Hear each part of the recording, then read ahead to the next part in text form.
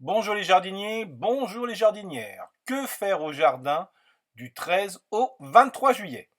Après avoir listé les travaux au jardin pendant les 10 jours à venir, plusieurs infos seront abordées, comme un légume-feuille explosif, l'avancée du zéro pesticide et les pinces-oreilles. Comment se fier à la Lune pour programmer les activités au jardin? Deux rythmes lunaires sont pris en compte pour ces conseils sur le jardinage naturel, le croissant-décroissant et l'ascendant-descendant. Le rythme croissant-décroissant est facilement observable, c'est celui des phases de la Lune, nouvelle Lune, Lune croissante avec le premier quartier, la pleine Lune et la Lune décroissante avec le dernier quartier. Ensuite, vous avez le rythme ascendant-descendant, mais il est plus difficilement observable. C'est la hauteur apparente de l'orbite de la Lune par rapport à l'horizon. Sur certaines périodes, le jardinier peut semer et planter car les rythmes lunaires permettent ces deux complémentarités techniques. Jardinier ou jardinières peuvent ainsi choisir leur rythme lunaire ou jouer avec les deux. Suivre le calendrier lunaire permet une programmation de l'activité au jardin sans rien oublier. Mais avant tout, il est impératif de privilégier l'état du sol et les conditions climatiques. La zone géographique, l'altitude ou l'exposition du jardin est aussi à prendre en compte pour optimiser les conseils sur le jardinage naturel donnés toutes les semaines. Que faire au potager? Du 13 au 31 juillet, la lune est ascendante et ou croissante. Donc, le jardinier sème. Alors, à savoir, des betteraves rouges ou d'autres couleurs, une graine tous les 10 cm, les blettes, une graine tous les 10 cm, les chicorées, d'abord c'est un semis en pépinière, puis après il y a repiquage, les choux chinois, 3 graines tous les 30 cm, les épinards, une graine tous les 10 cm, les haricots verts nains, 5 à 8 graines en poquet ou une graine tous les 3 cm quand on le fait en ligne, les laitues, des graines ici et là ou en pépinière comme les chicorées, les navets, 3 graines tous les 10 cm, les radis, la roquette et bien sûr les plantes aromatiques comme le persil. Du 20 au 31 juillet, c'est aussi une lune descendante. Donc le jardinier peut planter en respectant les distances de plantation, à savoir le basilic tous les 30 cm, les betteraves rouges ou d'autres couleurs tous les 30 cm, les blettes tous les 30 cm, les chicorées tous les 30 cm, les choux 30 cm pour les choux raves, 70 cm pour les choux à fleurs ou de Bruxelles. On peut repiquer aussi les cornichons et concombres, 1 mètre en conduite horizontale et 60 cm en conduite verticale, les courgettes tous les mètres, les laitues tous les 30 cm, les poireaux d'hiver, c'est 10 à 20 cm sur le rang et 30 cm entre les rangs. En plus de ces plantations, c'est la bonne période pour travailler le sol. Alors, un décompactage entre les rangs ou des futurs espaces de plantation avec la fameuse grelinette ou l'actibèche. Alors, il faut savoir aussi qu'une simple fourche bêche peut faire l'affaire en enfonçant les 4 dents dans le sol et en faisant un mouvement de haut en bas. L'opération, bien sûr, se répète tous les 10 cm en reculant. C'est le bon moment aussi pour apporter des amendements ou des engrais. Alors ça, on le fait aussi entre les rangs des légumes avec du compost mûr à demi-mûr et bien sûr des engrais organiques utilisables en agriculture biologique. C'est le bon moment aussi pour pailler les espaces nus ou compléter des paillis avec des déchets verts du moment. Alors, ce sont les dernières tontes de pelouse, même si certaines pelouses sont déjà bien sèches, mais il peut encore rester un petit peu d'air, du broyat de taille, des plantes indésirables, du foin et bien sûr de la paille. C'est le moment aussi pour pulvériser les plantes. Alors, soit on utilise des préparations stimulantes à base d'ortie, de consoude ou de prêle, ou encore des préparations insectifuges à base de plantes aromatiques du moment, ou des préparations fongicides à base de prêle. Bien sûr, il existe des préparations commerciales toutes faites qui sont autorisées à la vente des jardiniers amateurs. Que faire dans les autres espaces du jardin? Concernant les espaces fleuris, le jardinier poursuit le nettoyage des rocailles, des massifs ou des jardinières en coupant les fleurs ayant des fleuris et bien sûr, ces déchets servent de paillis dans tous les espaces du jardin. Alors d'autres petites infos par rapport à certaines fleurs, les dahlias. Alors les dahlias sont souvent vigoureux à très vigoureux, des fois plus d'1,50 m, sauf bien sûr les variétés naines. De plus, les fleurs sont lourdes, ils ont besoin d'être tutorés. Le jardinier entoure alors chaque plante avec 4 tuteurs qui sont reliés par une cordelette ou du raffia. Concernant les œillets défleuris, vous savez, ces gros œillets qui sont de blanc à rose, voire violacés, alors ils peuvent être multipliés par bouturage en détachant les jeunes pousses feuillées qui apparaissent le long de la tige principale. C'est vraiment très facile. Bien sûr, il faut bien arroser. Côté pelouse, les jardiniers doivent attendre septembre ou octobre pour les refaire. Il faut savoir qu'un semis qui souffre de sécheresse ou de grosse chaleur a une levée imparfaite, donc engendre des zones dégarnies. Si vous le semez en ce moment, il faudrait vraiment arroser tous les jours. Au verger, le jardinier poursuit la taille d'élimination des branches mortes ou malades. Et bien sûr, il poursuit la taille en verre. Je vous ai donné des conseils les semaines précédentes. Une fois les récoltes terminées de cerises et de prunes précoces, le jardinier secoue les branches pour faire tomber les derniers fruits. Laissés sur l'arbre, ils peuvent se transformer en fruits momifiés, parfois même collés sur les branches.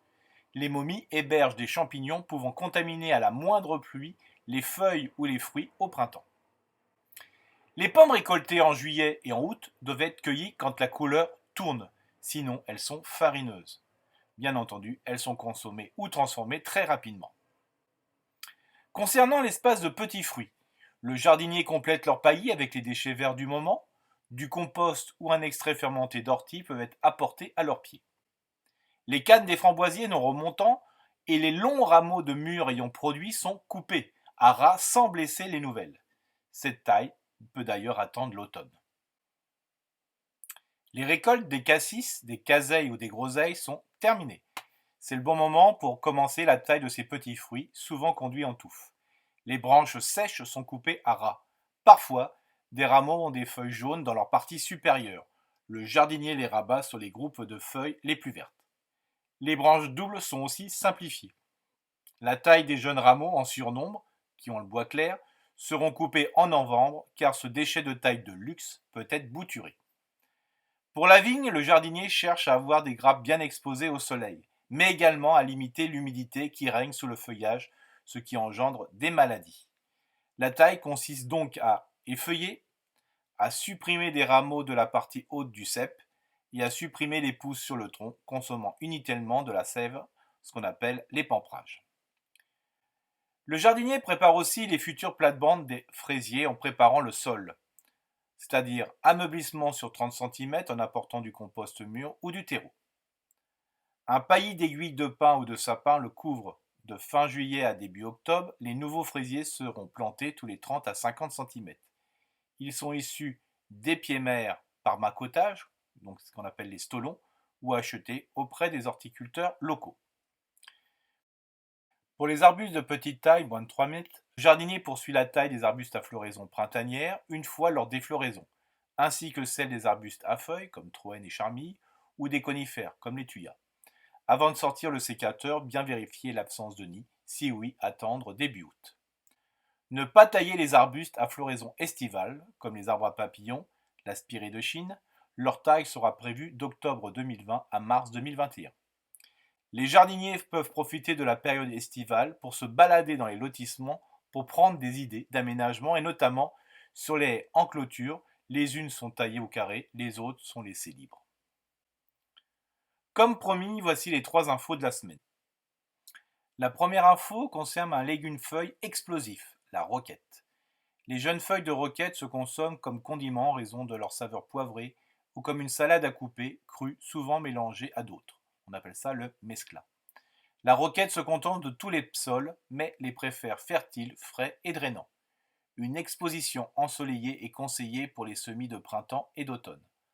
Comme la roquette monte facilement en graines lorsqu'il fait chaud, les semis d'été se font plutôt à l'ombre.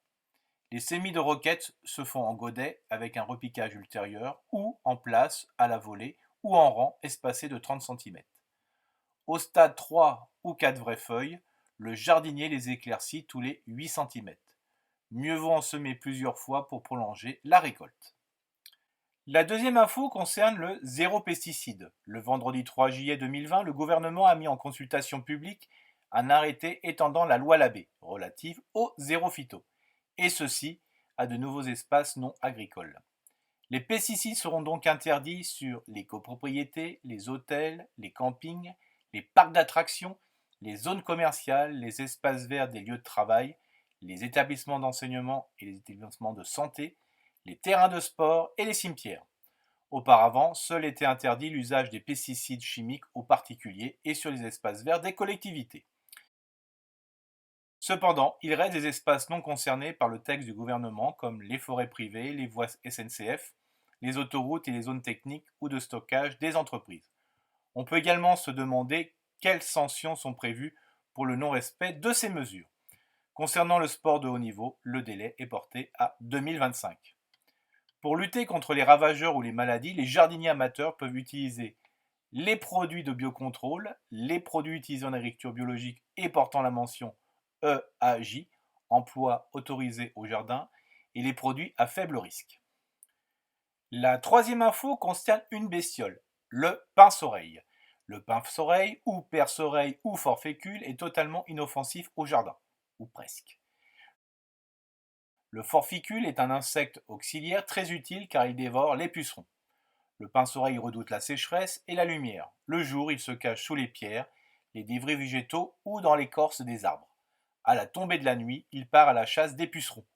Pour les attirer, le jardinier peut installer des refuges à forficules à partir de mai ou juin, à savoir un pot de fleurs retourné rempli de paille, de foin ou de feuilles sèches et accroché à un arbre.